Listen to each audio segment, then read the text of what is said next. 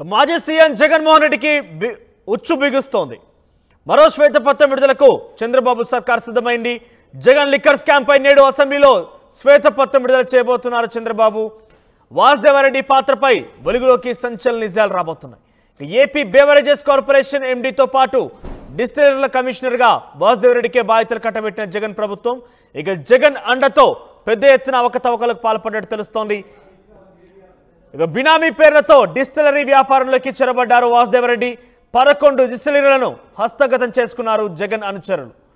జే gang హస్తగతం చేసుకున్న డిస్టిలరీలపై 65% మద్యం కొనుగోలు చేశారు వాసుదేవరెడ్డి. ఇక కొన్ని ప్రీమియం బ్రాండ్ల తరహాలో పేర్లు పెట్టి జే బ్రాండ్ల మద్యం ఉత్పత్తి విక్రయాలు, జే బ్రాండ్ మద్యానికి అధిక ధరలు పెట్టి అమ్మిన జగన్ సర్కార్ ఇక ఒకే రకమైన బ్రాండ్ తెలంగాణ కంటే అధిక ధర పెట్టి ఏపీలో కొనుగోలు చేసినట్టు విచారణ వెల్లడైంది.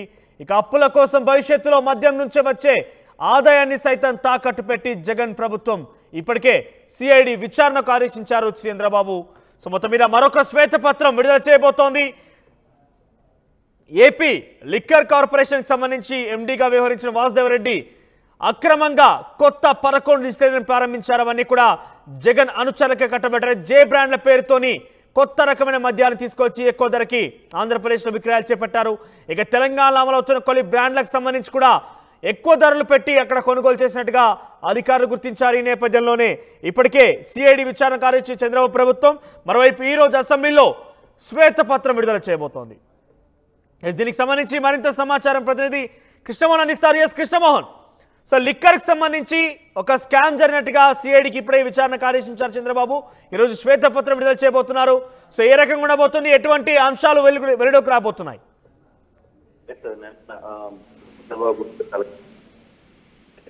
ఈ విషయంలోనే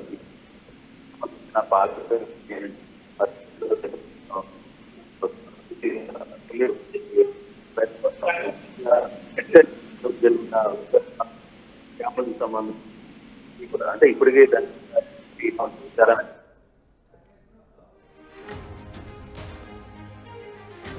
మొత్తం మీద శ్వేతపత్రానికి సిద్ధమైంది చంద్రబాబు సర్కార్.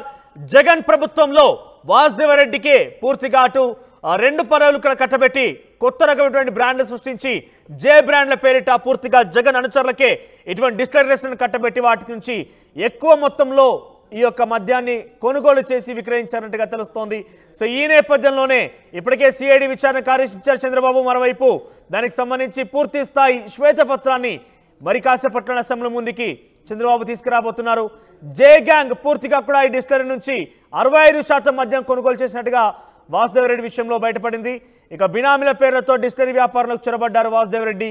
వాసుదేవరెడ్డికే జగన్ ప్రభుత్వం బాధ్యతలు కట్టబెట్టింది. పెద్ద ఎత్తున ఎండీతో పాటుగా బేవరేజెస్ కార్పొరేషన్ బాధ్యతలు కూడా ఆయనకి కట్టబెట్టిన నేపథ్యంలో డిస్టిలరీల కమిషనర్ ఎటు కార్పొరేషన్ ఎండీతో పాటుగా డిస్టిలరీల కమిషనర్గా ఆయన బాధ్యతలు చేపట్టడంతో వాసుదేవరెడ్డి పెద్ద ఎత్తున అక్రమాలకు పాల్పడ్డారు.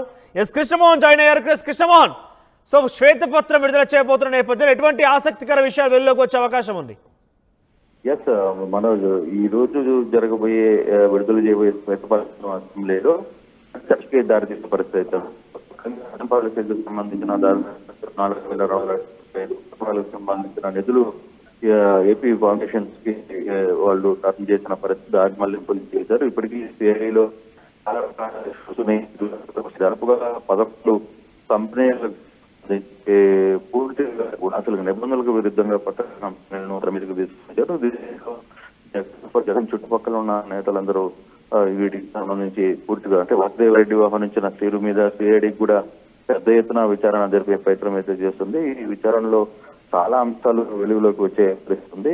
దీంట్లో కేవలం వాసుదేవరెడ్డి ఒకటే కాదు, 2-3 కీలకం తెలంగాణకి సంబంధించిన 2 నేతలు సంబంధించి పెద్ద ఎత్తున క్లియర్గా అర్థమవుతుంది. ఇప్పుడు అసెంబ్లీలో సంబంధించి ఏ అంశాలకు తీసుకొస్తున్నారు అనే అంశాన్ని తీసుకుని వచ్చే అయితే కనపడుతుంది.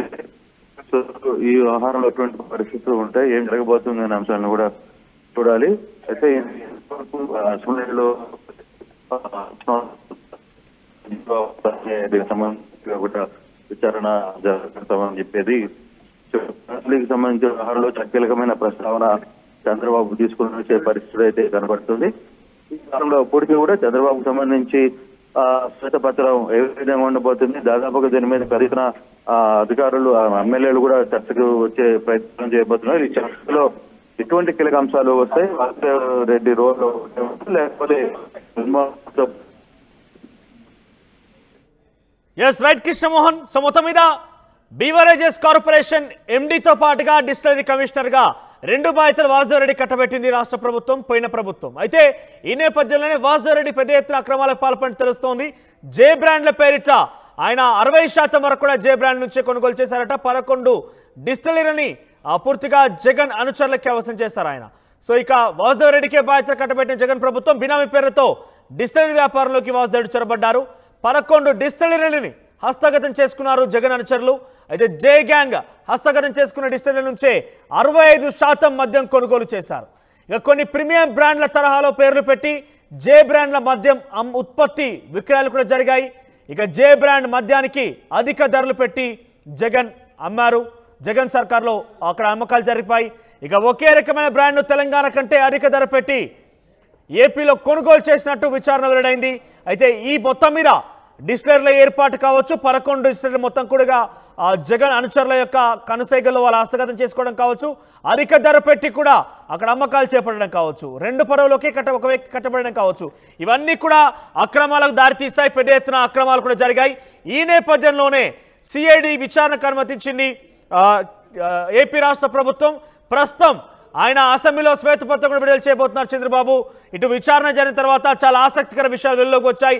ఇప్పుడు శ్వేతపత్రం ద్వారా ఎంత నష్టం జరిగింది, జగన్మోహన్ రెడ్డి ఏ మేర ప్రజల్ని మోసగించారు, ప్రజలకు ఎటువంటి ఒక ఈ శ్వేతపత్రం వెళ్లే అవకాశం కనబడుతోంది.